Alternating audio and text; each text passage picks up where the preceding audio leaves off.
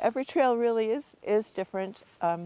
This one is very rocky. There's a lot of gray bluestone here. This was part of a property that was called Pocono Bluestone, and the name Pocono Bluestone came from the stone that was quarried here.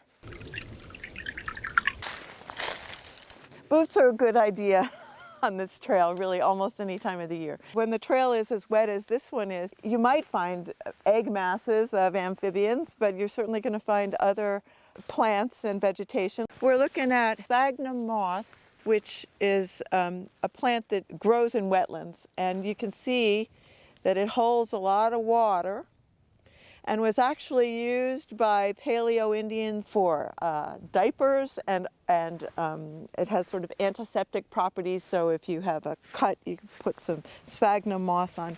So we've come to the edge of Browns Hill Preserve.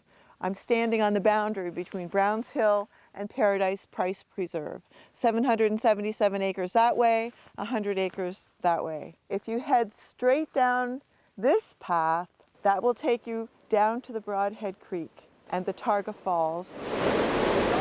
This is Targa Falls. It's pictured in books way back to the early 1900s, and it's one of the few places on the Brodhead that's still recognizable because, of course, something like that doesn't change.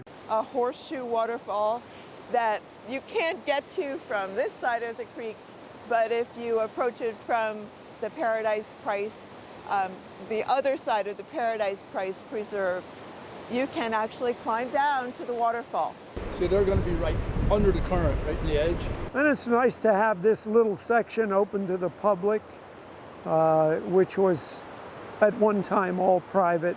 The Land Trust, Paradise Township have opened a lot of water, a lot of areas to the public that not too many years ago were not accessible. At this water level, of course, kayakers love it, but it's primarily a very important and well-used fishery, trout fishery.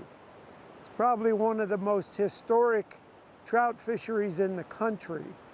Being outdoors is important for people. We evolved in nature. We are part of nature. And so when you see somebody taking advantage of the creek like this, coming down the waterfall in a kayak, being part of the force of nature like that, it's a really terrific thing even to see, let alone to be able to do it. It just awakens every sense to be in the woods, especially near a creek.